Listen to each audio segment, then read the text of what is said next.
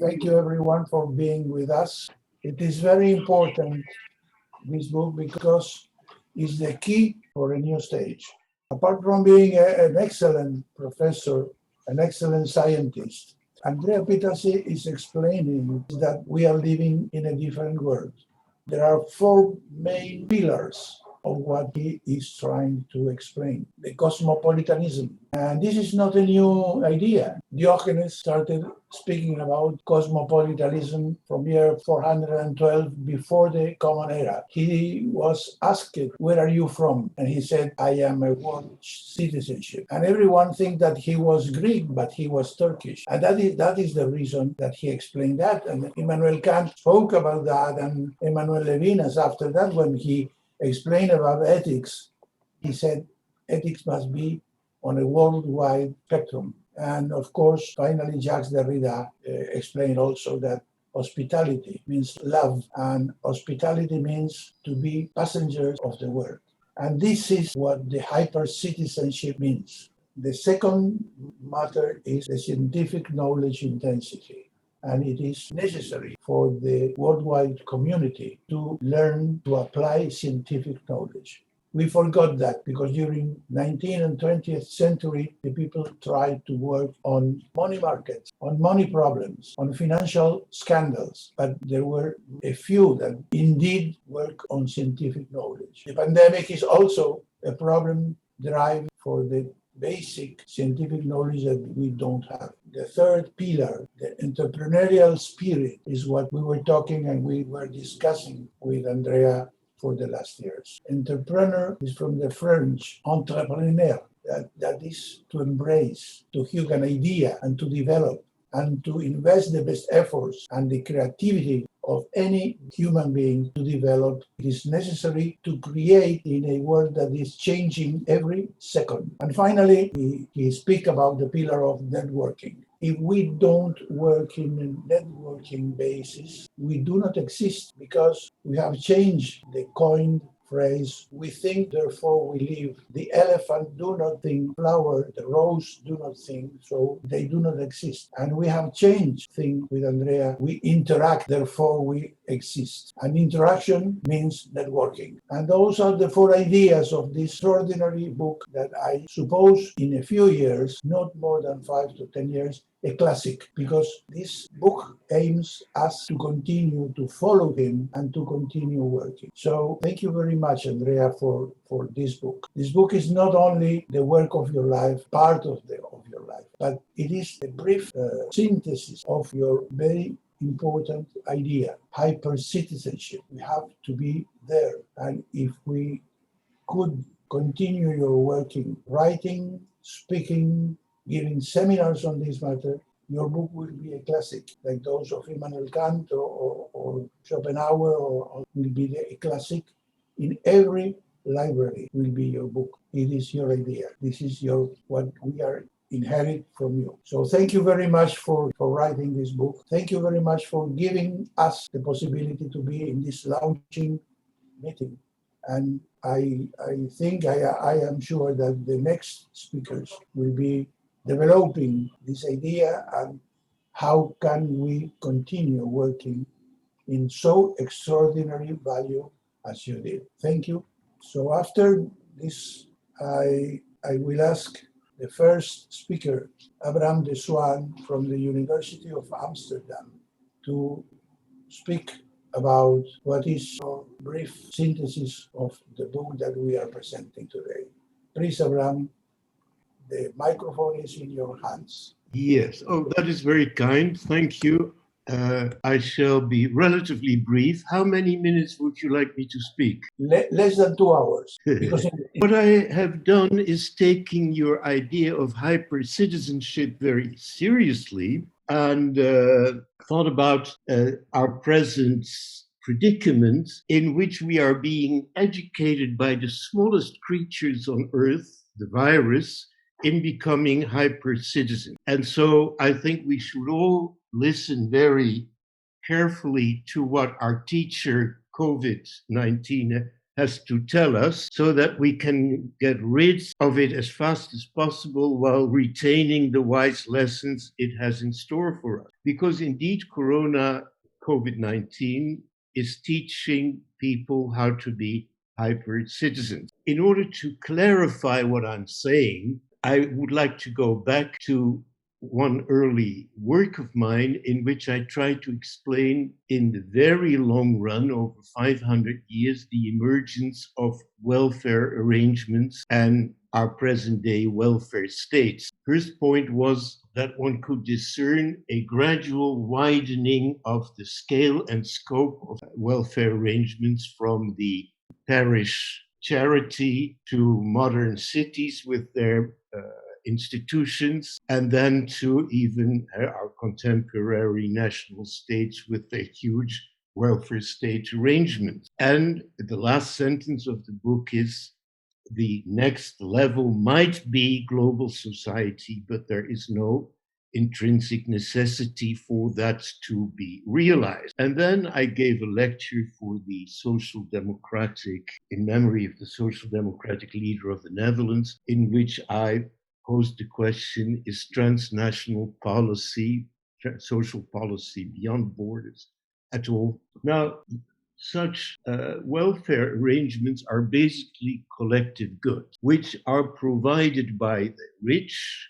for the poor. And the rich, for the rich, poverty is a problem for the rich in two respects. First of all, they may profit from the poor as soldiers and workers, and later on as voters and consumers, and they feel threatened by the poor, traditionally because the poor may be rebellious and violent, because they may be roaming vagabonds, what we call immigrants today, which instills enormous fear among the wealthy countries. And thirdly, because they may be lepers and carriers of the plague, and nowadays of what we call infectious contagious disease, which were earlier on understood in magical ways, but now we understand it in virologically. Wealthy and established people, or the wealthy nations, act to try and control the dangers from the poor by establishing collective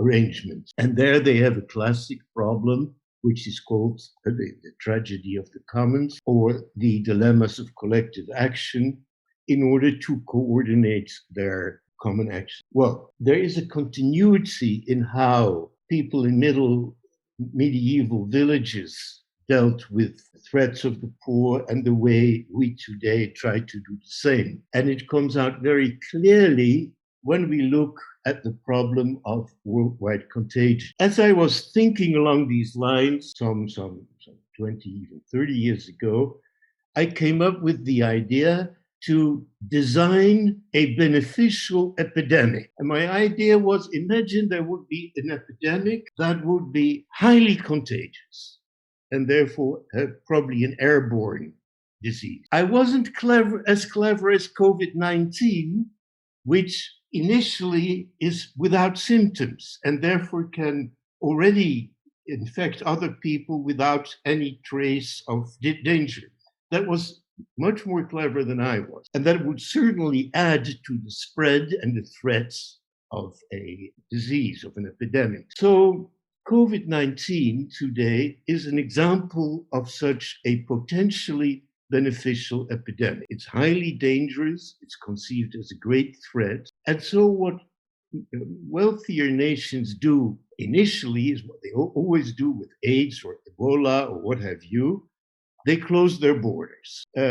AIDS was clever, and in the long run, it could cross any border no matter what people tried. Ebola was not as clever because it was very dramatic and spectacular in its symptoms and therefore could quite easily be traced. But initially, what wealthy countries did was close their airports against citizens of countries suspected of carrying Ebola. Later on, they had a better idea, and that was to intervene in the countries themselves, somewhat heavy-handed, but in the end, rather successful. One major mistake they made was never ask the anthropology what people in those villages where Ebola was ravaging the population, would think when they saw little men from the moon arrive in plastic spacesuits and spread Ebola. That's what obviously they thought at these villages, because wherever those men came, those mysterious men, Ebola emerged. Anyway, I mentioned the lack of anthropological knowledge because today we are in an amazing, let me say, negligence of social science knowledge in the matter of COVID pandemic.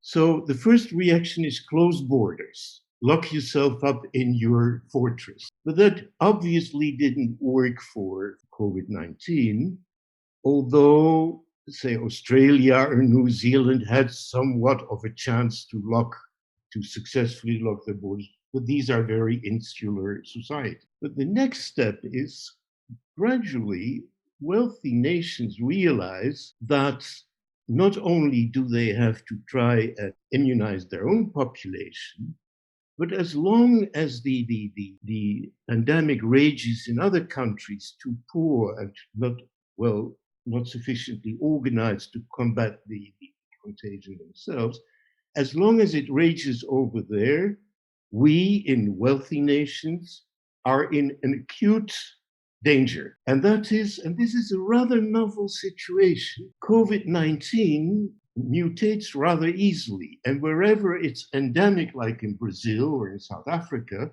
and without no doubt within a few weeks or a month in India, new strains evolve, which may be even more contagious and even more virulent. And what's worse, these new strains may, and actually already do, evade our costly vaccines developed with so much effort at such great cost, which evokes such great hopes among the nations of the world.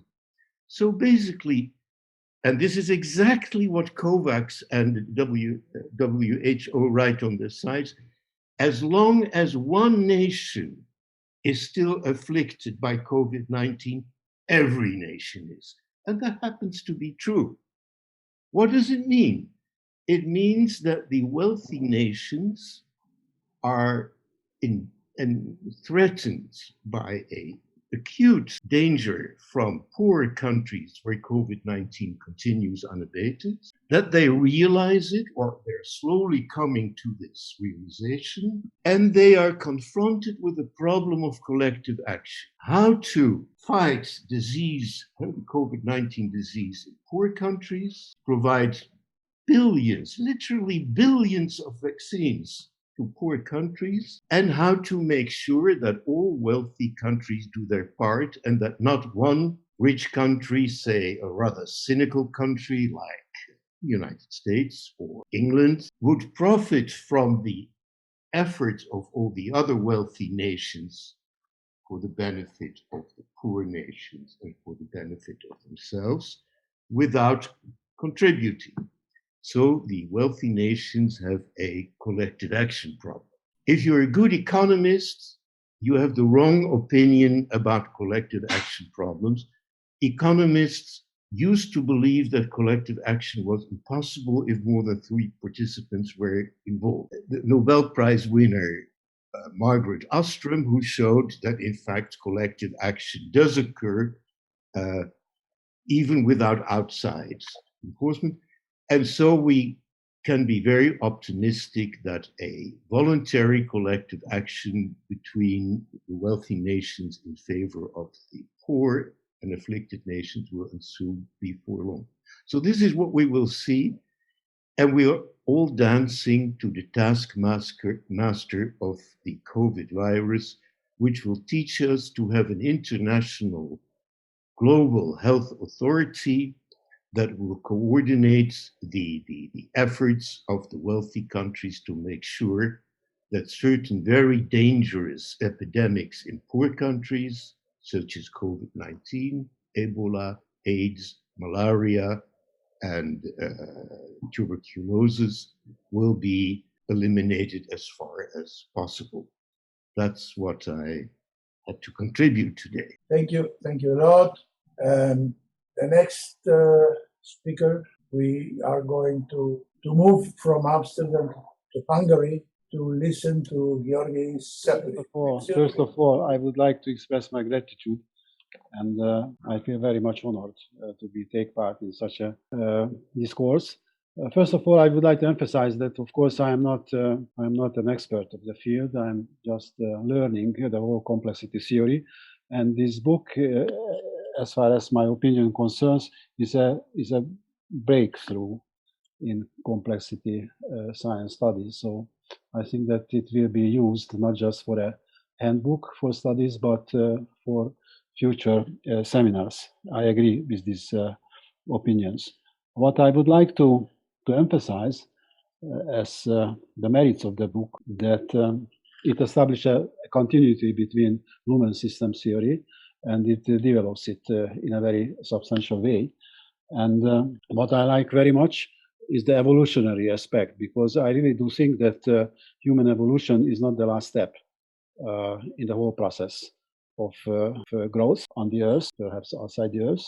And the emphasis of technology, I think, is a especially successful aspect of the evolution, because certainly we can hope that the evolution will come from technology, from a kind of technology which is near to the singularity. That is combining capacities of human beings with capacities of artificial intelligence created by humans as well, but they are likely to be independent. So this kind of merge between the two sorts of intelligence as a result of technological development will result, in my opinion, evolution. Also, I liked very much, and I think this is a very important point behind the whole book, that the freedom is seen as a driving force behind this evolutionary process. And I hope very much that freedom won't cease to be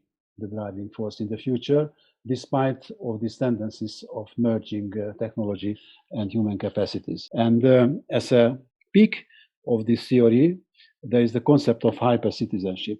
This is a very fortunate selection of the word, because hypercitizenship reflects the complexity of the evolving system, and probably it doesn't close, but opens the future for further development. Also, you have already in the introduction emphasized the importance of the four pillars of the book: cosmopolitanism, science intensity, entrepreneurship, social autonomy. I think that these four dimensions really embrace the complexity of the process leading to the development of hyper-citizenship. Perhaps I would like the word solidarity, because I do think that somehow we have to find common bonds based on emotion. Later I will return to the problem of emotion. So perhaps this is a slight criticism. But also I liked very much the emphasis on the law and the role of the legal technique in creating not just the process of development leading to hyper-citizenship, but in the present state of the humankind, the law probably should play a more important role than it does have now. To go to the more detailed critical comments, I think that in a way the book, all the chapters, can be accused with a sort of hyper-optimism. So I do not think that this process, which will lead us to the peak of the human-machine evolution of hyper-citizenship, this won't be so smooth. This won't be so direct. So I do forecast some regressions, and probably the problem of regressions should be included into the line of thought, which is the basis of the book.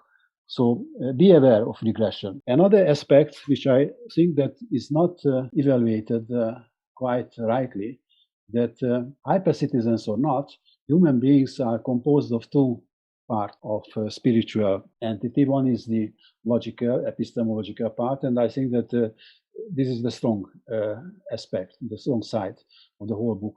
On the other hand, I think that there is the emotions, there is the face, element of face. So we are not just rational beings, but we are tended to be irrational sometimes. It can be connected to the problem of regression as well. So we have to somehow to believe in hyper-citizenship, not just to become conscious workers, building this sort of new reality. So faith, I think, should be evaluated and placed in a more positive, more, how to say, eminent place in the book. Also, I would like to stress the education. Education was also mentioned by Avram, and I think that every of you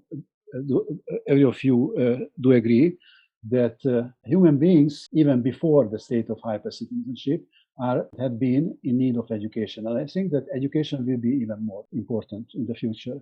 So it's not taken for granted that we shall become subjects driven by ideas of cosmopolitanism, science intensity, entrepreneurship, and social autonomy. We have to be educated to understand and to learn and evaluate these important elements of our life or destiny. And the last point which I would like to emphasize, which is linked to the problem of regression, which is linked to the problem of the complexity of the evolving of complex system into hyper-citizenship. This is the notion of conflict. So conflicts are unavoidable, and probably we have to somehow to foresee the major actors of the conflicts, and also to think about the means to transform destructive conflicts into constructive conflicts, because without conflicts, of course, human beings cannot survive. But the question is that what sort of conflicts we do need. Certainly we don't need destructive conflicts, we do need constructive conflicts, but the border between these two categories of conflicts is blurred, it's not so clear. And certainly there are many experiences which we have to evaluate, we have to analyze, because I already emphasized the importance of conflicts, and certainly this is not the last conflict on the level of humankind which we have experienced, and probably the lessons which we had as a result of this pandemic will be extremely important and extremely useful dealing with the future conflicts, because all of them, I am absolutely sure, will be global and will be quite similar to the kind we had experienced just in the last 2 years. This was my short contribution. Thank you very much. Thank you very much, Georgi. Okay, we are going to pass the microphone to the next speaker. I am very pleased to introduce to you Mr. Rudy Arnold from the European Commission. Bienvenue, Rudy. Est-ce que vous êtes ici?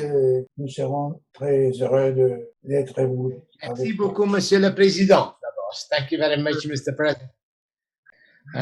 First of all, thank you for inviting me. I must say, Andrea, I enjoyed reading your book. So congrats to you. Congrats to your team. Really a nice book. And as Swan said, it's a classic. And a classic, it's a book that you always reread. So I think if you read it for the first time, you raise more questions than you get answers. So you have to read it the second time and a third time. And that's what I think we all should do. And there's, of course, for you and for your team, I'm a big fan of Jacques Derrida, which is a French philosopher, who says if you write a book, then you put the book into the world and people do with the book what they want. It's like a destiny. So what I'm going to do now, Andrea and your team, perhaps I might spoil your book, but I will ask some questions which are linked to your book. And I'm an economist, but at the same time, I'm a philosopher. So nobody is perfect. But as Stuart Mill says, a good economist is more than an economist. So I will, as a philosopher, raise some questions, because I think it's questions that show the evidences, or that go beyond things that today we think that you're different. So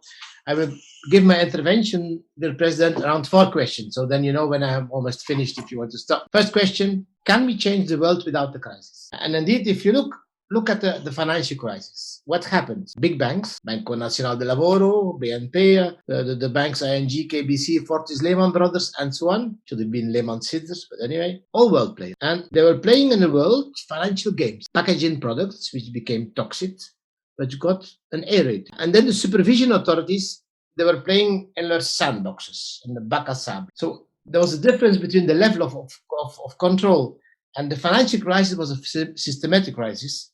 And we needed this crisis to narrow the gap between the level where supervision is taking place, and the world where the banks are playing. And that's what Andrea writes in his book, saying there's a gap between the evolution of the world game, and the politics which are playing in their small world confronted with local elections. As Schumpeter says, it's a market devoted by exchange of votes. And there, so my first question is, can we change the world without the crisis? Every big change was due to the crisis. If you look to Europe, which of course I'm defending, Europe was made due to the world wars. That's why we had supranational authority. Bringing me to the second question, can we foresee the next crisis? Well, if you look to the 21st century, there was a crisis every 10 to 15 years. We had the virus crisis, we had the financial crises, we had the wars.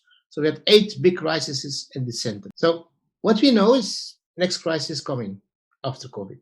We know that. We don't know exactly when. And we didn't see it come like the COVID crisis. Did we see the COVID crisis coming? No. And some people say, it's the black swan. It's not a black swan because we had some crises before. We had Ebola, we had SARS, we had the Spanish influenza, we had the Black Pest. So it's not the first time there's a virus crisis, and it's not the last time. Financial crisis, nobody forecasted. No one forecasted. I always say, an economist, I can't say because I'm part of that people, an economist is very good in forecasting what happened in the past. Afterwards, everybody explains why the crisis took place, but nobody said that crisis would come. And so this means, in fact, in a simple world, we can forecast by looking at the past. In a complicated world, we can no longer forecast the future by looking at the past. We need other methods. And other methods, it's like foresight, it's scenario thinking, it's accepting a complete shift, like Thomas Kuhn was saying. It's having the entrepreneurial mindset, and you speak about that in your book, Andrea. And more important, I think, we need, and that's perhaps a dream, enlightened super citizenship, enlightened hyper citizenship. As Kant says, we should not be too coward or too lazy to think ourselves. And that's something I think is important. We all are children of the enlightenment. So we should say what is going to happen. Brings me to the third question, who can change the world? The first, of course, we think about, if you say who can change the world, it's very strange. Nobody mentions politicians. Changing the world is too important to leave to politicians. So the first people you think about is the citizens, the crowd.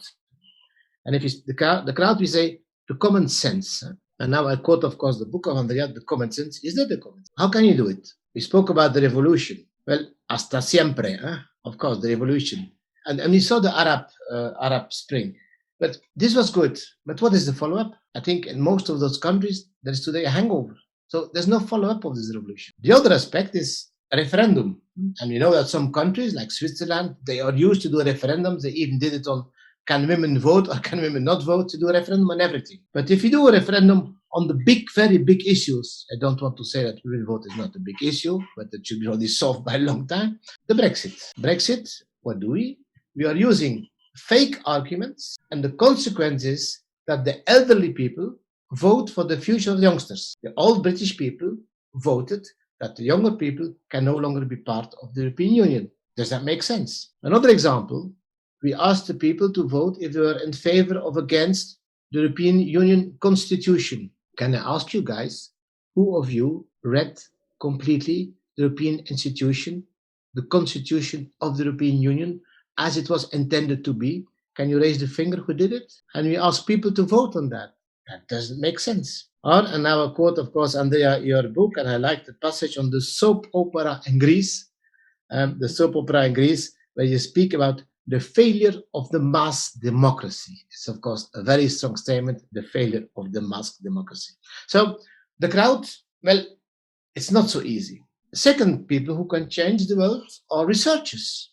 And then you see researchers, I'm part of them as well. Academic research is important, but the big problem is that a lot of those research is so far away from the world. You know, the famous ivory tower in which the professors are there. And therefore, there's a big gap between research and reality. And then we come to what we call the policy-related evidence-based research. And that's exactly where this book is going about. And I give you one example, which stressed me quite a lot, and it's quite interesting, Andrea. You say we have excessive labor rights. We have to protect. This leads to more stability. We all agree. More stability leads to more unproductive work. So we are less productive due to the stability, And therefore, we are suffocating and decreasing our wealth. So it's a vicious circle. And that indeed, this is a theory that you should say, this is a policy issue. How to solve? That's the next step. So what we need, in my view, we need two things. We need the clever crowd, not as the Greeks said, idiotikos, but enlightened, clever people. And we have to combine that. We have to combine the enlightened crowd with, in fact, research-based policy, as you want to do, and research-based, which is important to see what you can do. Which brings me to the last question. What I'm saying, of course, there is in the hypothesis that we are still children of the Enlightenment. Are we? Hypercitizens means a challenge, in my view, to educate and to evolve, to change the world. That's this very small ambition we should have.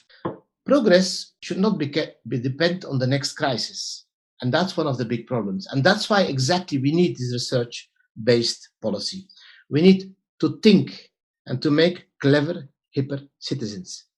We need citizens who are enlightened. And this is, for me, the big contribution of this book. Let me end with the quote of Andrea. And the basic philosophy of the World Complexity Science Academy. And you say, Andrea, your slogan is, research determines policy, which determines politics. I would add, research will determine how hyper citizens can survive in a speedy, hyper-complex world without alienating. And this alienation can be different forms. Artificial intelligence does not go along with human stupidity, because that will be a world difficult to live. When we become hyper citizens, we have still our roots. And I think we should not neglect that we have our roots. An Italian is an Italian. Somebody from Rome is not the same of the South. And I could say for every region, we have our roots. And these roots should, of course, not bound us to become hyper citizens, but should create us the classical wings to become it.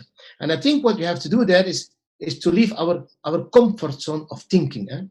As Heidegger, one of my favorite philosophers, said, you should go to the Denken der Denken, the thinking of the thinking. And that's what we should go to accept that we are in this dark world of complexity, of hyper citizens, which is in fact something that we, and as a kind of the light in the hell to see how we should work in the future.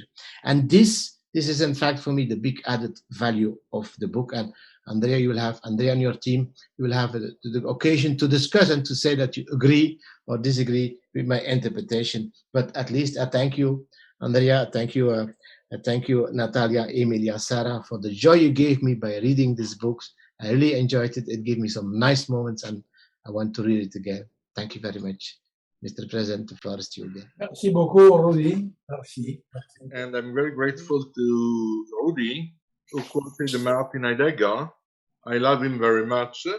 And I think we'll have the occasion, maybe here or maybe the future, to talk about the concepts of Vollendung, Kehre and Gegnet, which are the pillars of Heidegger's thinking. And I'm very much considering hyper-citizenship as a kind of a Gegnet. So a kind of evolutionary Gegnet. But talk later or maybe the next occasion. Thank you very much, Alfredo. You are the president. So Thank the you. rules. Thank you. Rudy. The next speaker is Michael de Kemeter from the Club of Brussels. Yes, Mr. President, thank you very much. Thank you to all of you, and especially to Andrea, to have provoked this meeting and to have all these distinguished and smart and enlightened people around this table. And also thank you, Andrea and his team, to have provoked this reflection, which is very precious. So first, I thought you have found a nest of Superman and Superwomen. Maybe they are in this Zoom. Anyway, the question of super citizen, in my view, as also a philosopher economist, actually, poses the question of who does what and where and with which passport and for whose benefit. And especially in the next decades, where we have over 20-25 historical challenges that are going to converge, it has never been seen before, which if you want to deal with them one by one in a linear way, in a non-systemic way, would cost over, following our calculations, over 20 times the Western GDP, which we know we don't have that kind of money. So we will have to shift our minds to become all of us super enlightened citizens, all of us, one by one, in academics, politics. It will be not one or the other, like you said, it will be all of us together, co-entrepreneurship. Super citizens, yes. So I will follow your 4 axes. The cosmopolitanism. You know, the state of the citizen anywhere in the world, so in some countries more than others, is actually very, very worrying. We have over 50% of the population that is now mentally, psychologically, emotionally in red. So the mental and psychological weakness now is 50% of the population today. And we are entering a new confinement. So probably by this summer it's going to be more than 50% of the population weakened psychologically. So where are these super citizens? Who is it going to be? So how to activate them, how to mobilize them, and how to enlighten them, like Rudy says. Big question, especially if most of the population is in fear, in anxiety, and dependence. So maybe 1% or 2% are going to become those super citizens that are going to pull this dynamics through. Let's hope. The second is knowledge and science intensity. You know, it's time now for an open and a global open source knowledge. So we have to open up all the dimensions for solution, finding systemic solution. Open source, which is collaborative open source. And we have to shift from 2 dimensions, linear dimensions, to 3 dimensions. So every project or action should add value to multiple challenges, not just one challenge. This is our key to that super citizenship and to that super entrepreneurialship. So shift from 2-dimensional models to 3-dimensional models. And it will also ask to mutualize resources instead of owning all the resources, to mutualize resources in an efficient way. Then the other piece, I think, is also de-risking and creating agility, is also measure and create multiple value.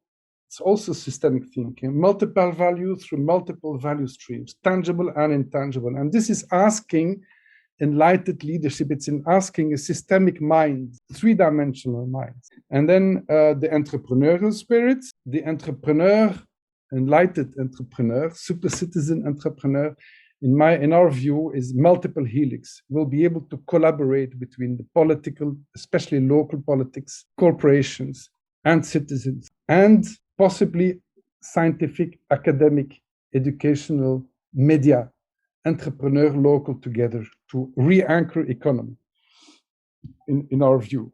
Create sandboxes, actually, sandboxes which give space for, with legal exceptions, for new experiments. The whole question is, how do we enlighten ourselves? And then the 4th piece, the societarian autonomy to network, expand, and lobby. The question here, and I will leave us with that, is where will it happen? Which government, which territory is going to pick that idea of Andrea and his team, pick that idea to create this legal exception for super citizens to create new entrepreneurial dynamics, local, for a new economic paradigm. Which country? It's a question, and it will be, I think the question will be open, and we will see in the next months and years who will allow its territory to create that passport, that super citizen passport, in a way, to pull talent and to pull also capital to that territory to create that new paradigm. But okay, that's our future few ideas. Thank you very much for the opportunity also to think together on this these new ideas. Andrea and its team, Mr. President, the floor is yours. Thank you.